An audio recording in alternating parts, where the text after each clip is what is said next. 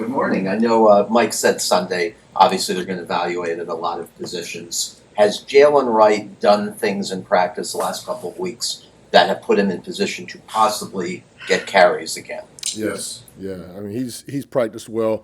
The injury obviously that he had set him back a couple weeks and missed some time, but he has been great in meetings. He's worked his tail off in practice, and he's given himself the best opportunity to get more opportunities for us in games. Eric, do you guys have to manage Devon Achan's touches at this point, or is that something we're just trying to win? That's for December and January. Yes.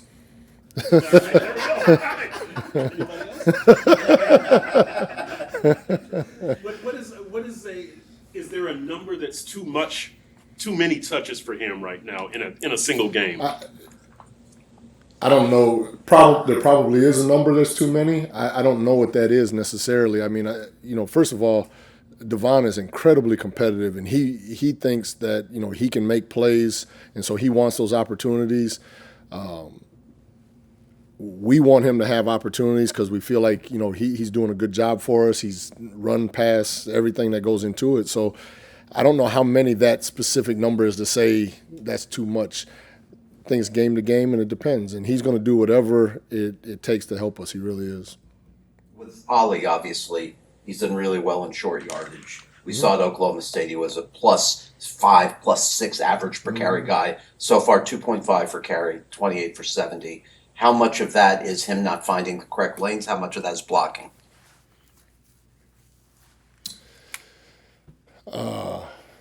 I don't know how much of it is either one. There's every play kind of stands on its own. When we watch it, the offensive line, the tight ends, the quarterback on the mesh with the backs seeing the hole. It's all a composite of everything in there, and every play stands on its own. There's some plays that are better than others. Certainly, we miss holes at times. We don't want to do that, but we wish, hey, the ball could go here and make adjustments and those things. But I think Ollie's has done a great job on short yardage of moving the sticks for us and giving us an opportunity there.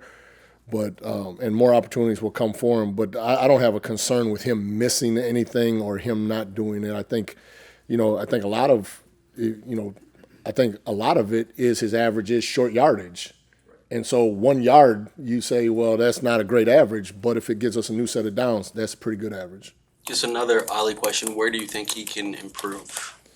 I think they can all improve all the time. I mean, we're constantly talking about improvement. It's not one area. It's not just him. I mean, I think that's an ongoing. That's what we do as coaches. We're constantly pushing guys to improve and be better, evaluating what they are doing well. Let's continue doing that. How can we develop more things, put more on them? And then the things they're not doing well. If there is a landmark, their eyes on a particular run, whatever that is, their feet being balanced. There's tons of things that we're constantly working on. So that's for everybody. That's not just one person. Ollie has done a great job of coming in and learning, and for a young guy to come in, there's a lot of stuff. We move around a bunch. We line up in different places. This is not just him standing back there 7.5 yards every time, and that's a whole lot easier place to line up. Without Tyreek, can you give us an idea of how many more 8-man fronts you guys are seeing? Not offhand. I think that's going to depend on the opponent and what their game plan is. Our thing is we have to have the ability to have adjustments to whatever defenses are giving us.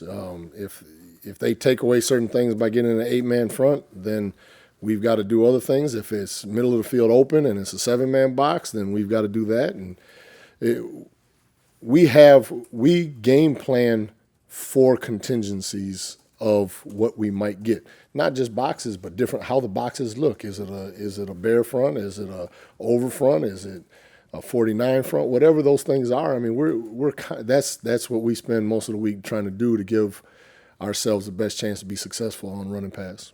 What's an example of a difference in how Devon does something now as opposed to when he was a rookie?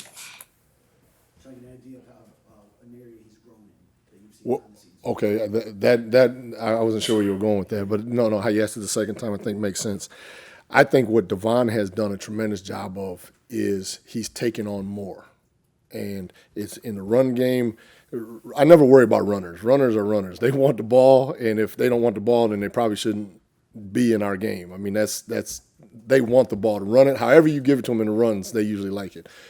But in the pass game, I think is where he has really taken on a tremendous amount of challenge and work to improve.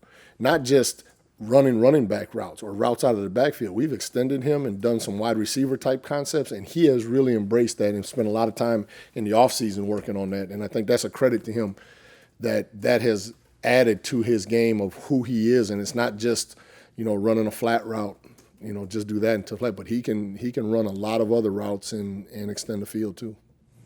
I wanted to ask you, you've been there for a while.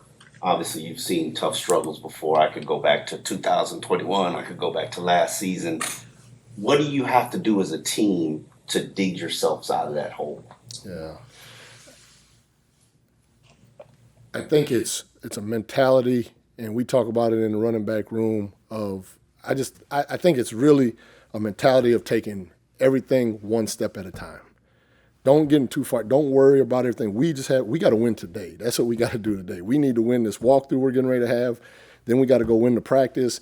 Then we got to have a good night of reviewing film, making notes, all those things, getting ready for red zone tomorrow, and then win tomorrow. And it's not – you can't fix everything at one time, but everybody can do what they're supposed to do right now where we are, and let's fix that one step at a time. I think that's the answer to it. And it sounds simple, but it's really difficult to do when you're talking about all the different individuals that are incorporated, coaches and players in this, that all of us have to do that at one time.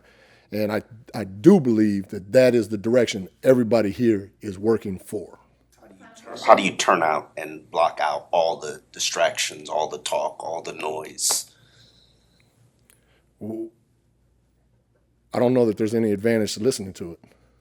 So if there's no advantage to listening to it, tune it out, because none of that's going to change where we're going. Does that make sense what I'm saying to you?